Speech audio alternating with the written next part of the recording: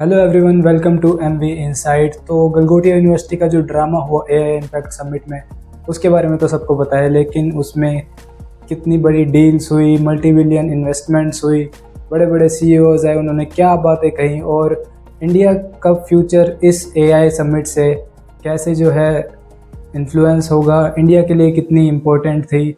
इस वीडियो में हम सभी चीज़ों पे बात करेंगे। तो आपको इंडिया एआई इम्पैक्ट समिट 2026 जो भारत मंडपम दिल्ली में हुई, अगर उसके बारे में कुछ पता है, कुछ नहीं पता, बिल्कुल भी नहीं पता, लेकिन इस वीडियो के एंड तक आप उसके बारे में सब कुछ जान जाएंगे।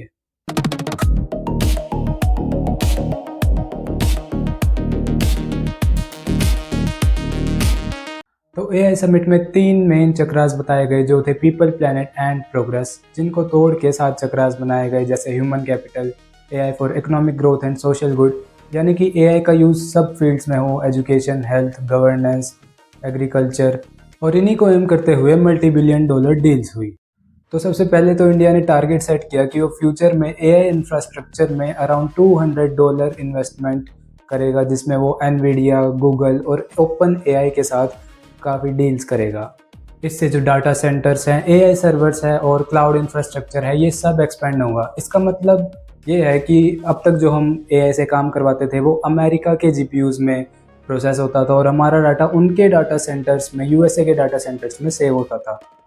पर इन इन्वेस्टमेंट्स के बाद ये सब इंडिया में होगा। इंडिया की जो कंप्यूटर शॉर्टेज है वो फिक्स हो जाएगी, एआई सब्सक्रिप्शंस की कॉस्ट है वो कम हो जाएगी और हम इससे दूसरी कंट्रीज़ को भी मदद कर सकते हैं। अगर ये सब सक्सेसफुली होता है तो इंडिया एआई इन्वेस्टमेंट रेस में अपनी एक स्ट्रॉन्ग पोजीशन बना सकता है। इंडिया की कंपनी योटा ने अनाउंस किया कि वो एनवीडिया से 20,000 ब्लैकवेल अल्ट्रा जीपीयूज़ खरीदेगा और उन्हें मुंबई और ग्रेटर नोएडा में इंस्टॉल करेगा। ओपन एआई और टाटा कंसल्टेंसी सर्विसेज के बीच में एक डील हुई, जिससे जो ओपन एआई का डाटा है वो टीसीएस के जो न्यू डाटा सेंटर्स है उसमें सेव होगा, यानी कि चैट जीपीटी जैसे जो मॉडल्स हैं अब वो इंडिया होस्टेड वर्जन्स में भी आएंगे फ्यूचर में। गूगल ने अनाउंस किया कि वो यूएस और इंडिया के बीच में सबसी केबल्स यानी समुद्र के नीचे केबल्स बिछाएंगे, जिससे जो है डाटा को जो ट्रांसफ़र है वो फास्ट हो जाएगा। बेंगलुरु की कंपनी सर्वम ने अपना एक सर्वम एआई लॉन्च किया, जो चैट जीपीटी जैसा ही एक एआई चैट मॉडल है, जो बिना इंटरनेट कनेक्शन के भी कुछ काम जैसे कि ट्रांसलेशन और टेक्स्ट टू स्पीच रिकॉग्निशन। तो अगर ये डील्स जो है वो सक्सेसफुल होती है तो इससे इंडिया को क्या फ़ायदा होगा?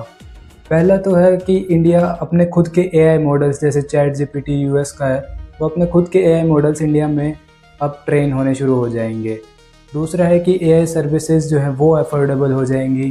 तीसरा जो है एआई में अब इंडिया सोवरेन हो जाएगा, मतलब उसे यूएस या चाइना पे जो है डिपेंड नहीं होना पड़ेगा एआई सर्विसेज के लिए। और चौथा जो है कि इससे नए जॉब्स और स्किल्स बनेंगे, जैसे जैसे एआई टेक्नोलॉजी और बढ़ेगी नए जॉब्स बिल्कुल खुलेंगे, क्योंकि जब कंप्यूटर आया था तो भी बहुत लोगों की जॉब गई थी, लेकिन उसके बाद उससे ही कई गुना जॉब्स जो हैं वो लोगों को मिली कंप्यूटर की वजह से। और इस समिट का सबसे बड़ा ड्रामा तब हुआ जब गलगोटिया यूनिवर्सिटी ने चाइना से खरीदा हुआ एक रोबोडॉग अपनी डेवलपमेंट बता के उसे वहाँ शो किया। और जब राहुल गांधी ने इसे पॉइंट आउट किया तो सरकार कहती है कि राहुल गांधी जो है देश की इमेज को ख़राब कर रहे हैं, बल्कि उनकी क्रेडिबिलिटी या उन्हें जो चेक करना चाहिए था वो इंटरनेट ने वाले लोगों ने चेक किया। जबकि ये काम गवर्नमेंट का होना चाहिए था कि जो भी वहाँ पे अपनी इनोवेशंस ला रहा है वो खुद चेक करे कि वो असल में एक ऑथेंटिक है भी या नहीं, बल्कि वो अपनी पॉलिटिक्स में घुस गए, जहाँ यूनिवर्सिटीज़ को भी ध्यान रखना चाहिए कि वे कोई नेशनल नहीं बल्कि इंटरनेशनल इवेंट था। और ऐसी हरकतों से आप अपनी इमेज नहीं बल्कि पूरे देश की इमेज को ख़राब करते हैं। This is MV insight where you pause, think and understand. अगर ये वीडियो आपको इन्फॉर्मेशनल लगी है और चाहते हैं मैं आगे भी ऐसी वीडियो लाता रहूँ, तो प्लीज़ वीडियो को लाइक कर दीजिएगा, चैनल को सब्सक्राइब कर दीजिएगा और शेयर भी कर दीजिएगा। Thank you.